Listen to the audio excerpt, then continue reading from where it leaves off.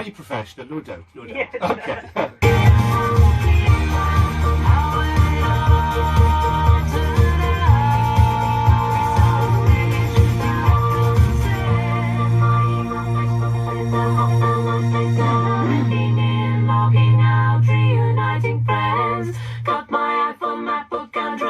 Check it, text me, tweet me, Skype me, see me, call me for a limited time. Jessica Lee Morgan, and When Did It All Begin? What a great song that is. Absolutely terrific song, like that. Brilliant stuff. Anyway, it is Friday morning on GTFM, and my very special guest is singer-songwriter, as I mentioned today. What a great song. Really catchy, loving that. Jessica Lee Morgan then is my guest. Now, she's currently doing the Time Zone Tour, which sounds like a little bit of fun to me, quite unique, quite original, lots of fun. First of all, let's do the big intro, shall we? Jessica Lee Morgan, welcome to GTFM in Wales. Oh, thank you very much, Gareth. It's great to be here. Yeah. So first of all, and tell us a little bit about yourself, because there's a lot to tell, I think, isn't there? Oh, blimey. Where do I start? I'm a singer-songwriter. I've been in the family business for a long time now. I've been in other businesses as well, and I'm just releasing my fourth album after all this time. Yeah, that's brilliant stuff. I mean, okay, now most people know. I know for a start, we may as well start at the very beginning. You were actually born, if I done my research correctly, during the British summer of 1976. Now, is that right?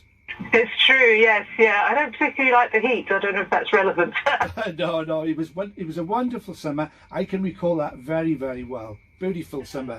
Now, your mother, of course, is the Welsh singer Mary Hopkin, had those huge hits, particularly with Those Were the Days. And, of course, your dad is the American music producer, Tony Visconti. There's some parents for you. I know. It's a hard act to follow. So how do you, when you grow up, and you've probably been often reminded about what your mum and dad achieved, and of course your dad is still achieving, how did you cope with all that when you grew up?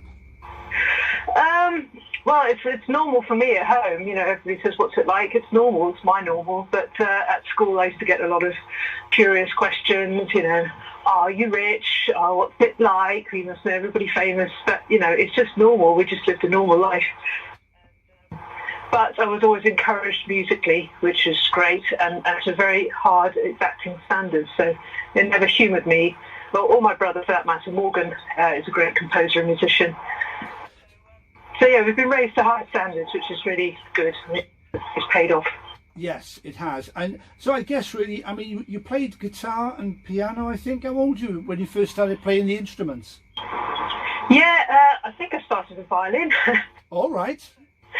But yeah, I learned, had piano lessons, and I'm kind of a jack of all trades now, a Jill of all trades. I really took up guitar when I was about 10 or 11.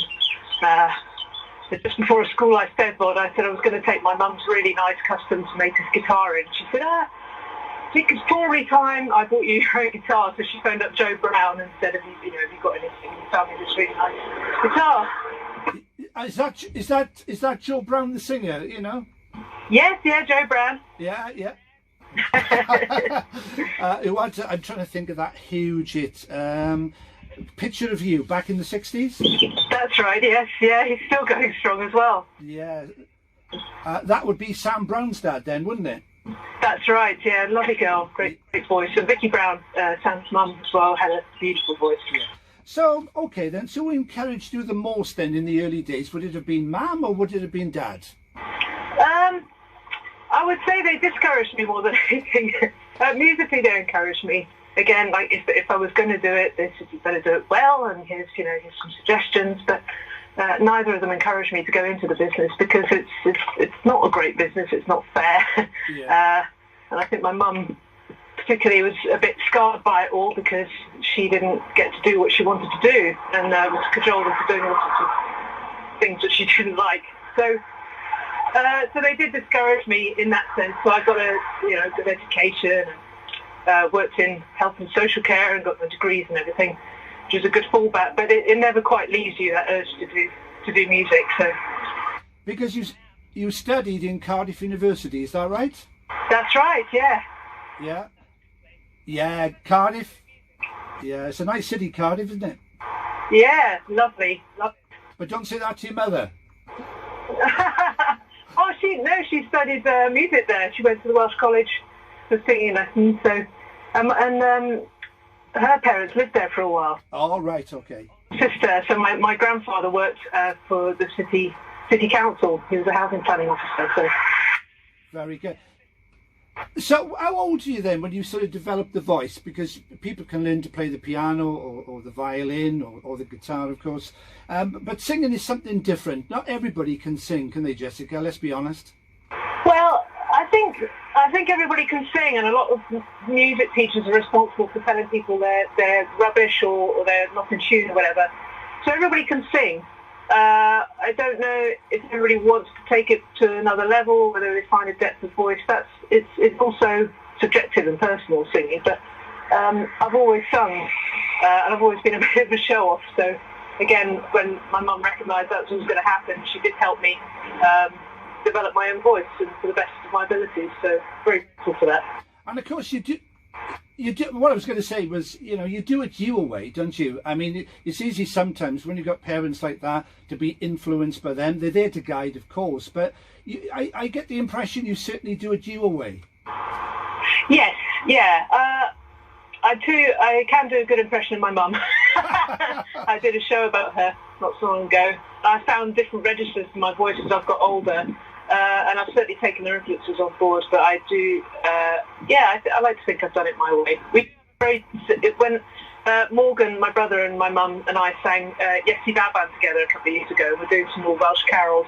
When you put all of our voices together, they sound almost identical, like different versions of the same voice. So that's really interesting. Yeah, that's really interesting. Now, of course, your mother had those huge hits. I've already mentioned those were the days. She represented the UK, of course, at the Eurovision Song Contest in 1970, finishing runner-up to Ireland's Dana. Of course, she won Opportunity Knocks in 1968, so I really should ask you, are you a big fan of the sort of talent shows today, like The X Factor and Britain's Got Talent? What do you think in The Voice? No, I think they're terrible. I think, and she would say the same. It was all right for her, she said, but now they've become so crass and demoralising. And we used to do a lot of recording in the studio with young people, and with Leander enter Britain's Got Talent, and it's not the way to craft to hone your craft. They only sing for a minute and a half. They're not high standards. They're not looked after in terms of their development and their mental health, and it's a completely false sense of, it's not plugging your way through the working men's clubs and all that, which my mum and I both did, and playing to nobody, and yeah, you're going right or wrong. So it's not, I wouldn't encourage it. That's a good way to term it, But playing to nobody certainly helps to craft yourself, and to build up that confidence as well. Oh, definitely. I played in the Yellow Kangaroo, where Gareth Matthews, I think, started. Like literally 3 men and a dog, and you soon have time to learn what you're doing. Now you are, of course, a songwriter. Is that something which, again, does that come natural to you? Yeah, I think the wish to express what I felt, really, and it's easier in song form because you can kind of hide it a little bit. It's not so direct. So yeah, I started writing when I was very young, about 14 when I started seriously, and it took a long while to put my first album out, but now I'm finally on my fourth. Brilliant. Prolific. Now, of course, your mother's from Pontedower, near Swansea. Do you get down there much these days to see the family? Now and again, yeah. Perhaps not as often as I used to, but I've got some very fond memories of Ponte and all the haunts, up the Black Mountains and down the Gower, and it's wonderful. We love the scenery, and there is a certain kind of hiraeth I get. Even though I wasn't brought up there, I had enough to feel it, to feel a connection with Wales in general. And of course, your mum as well? Yes, she does sometimes. She moves around a lot now, though. She's a bit of a nomad. You said that. and of course, your dad is a New Yorker, a very famous music producer. When you think about the acts that your dad has worked with, now I got to ask you this: is it David Bowie or Bowie? It's Bowie. Nice. It is definitely Bowie. So you think of bow and arrow, that's the easiest way to look at it. Now, he worked on several albums with David Bowie, didn't he? Yep, well, the first 4 and the last 4. All right. Yeah, and we were there, Chris and I were there in 2012. It's my brother's studio. My dad has a room there, and so they were doing the next day, under complete and utter secrecy. And so I got to bring coffee for David a few times. Nerve-wracking, really. Yeah, nice guy. He always came across as a nice guy. Yeah, nice, like a shark. Like, you know, you wouldn't mess with him, but very charming. Yeah. Big smile. Yeah. He was, you know, I was doing some gigs, and he was saying, "Oh, your dad says you're doing gigs. How was it?" and all that. So yeah, he really makes you feel special. Yeah. Yeah, a huge loss to the music world. Yes, indeed. But what a legacy. Absolutely. It's holy now. So we did a couple of gigs just before lockdown in the Roundhouse in London, and we played Cardiff in the Tram Shed. Hopefully we'll go back sometime. If we can tour again, it'd be wonderful. And of course, we mentioned David Bowie, but Mark Bolan of T-Rex, then Lizzie, Rick Wakeman, Sparks. The list is endless. Moody Blues. Yeah, endless and still going. Yeah, we've worked together recently on Ralph McTell's album, which is really nice. We've got my mum singing on it as well. So that was a real reunion because Danny Thompson played on there, Jerry Conway, all people they'd worked with back in the day. So that was a real treat. And then I sang with Ralph at Festival Hall just before Christmas for his 75th birthday, a part that my mum sang. Yeah. So yeah, Tony's carrying on. And we work together with people like Daphne Guinness, and so I get called in now and again. And on his new album as well, he's got an album out. So it's great when you can work with Dad like that, though. So you've obviously got a great working relationship with him as well. Yeah. As I said, it's acting. He doesn't let me get away with anything, but yeah, I think he's very proud of me. Yeah. But he doesn't let me. Doesn't humour me. He doesn't let me rest on my laurels. If I get it wrong, he'll tell me. Well, that's what you call being a professional, I guess. Okay then, Jessica, the new album is out. The single is out today. Come on, tell us all about it.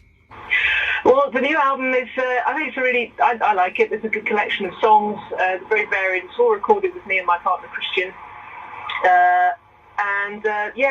The single is Modern Day Girl. We've made a video, me and Chris, which is up today. It's about the perils of being a young woman these days. I'm not sure I'd want to go back to that age. It's very difficult. So anyway, yeah, that's out today, and you can pre-order the album on my website, which is jessicaleemorgan.com. It'll be out on my birthday, which is June 16th. Brilliant stuff. And of course, you're doing a virtual world tour as well, the Time Zone tour. What's that all about?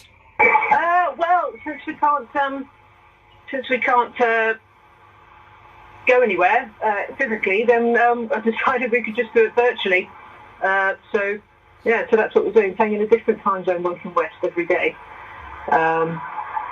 Until, I think, June 24th. So the details again are on my website. Brilliant stuff. So I guess you're up at 3 o'clock in the morning to correspond with 7 p.m. in another part of the world. Is that how it works? Yes.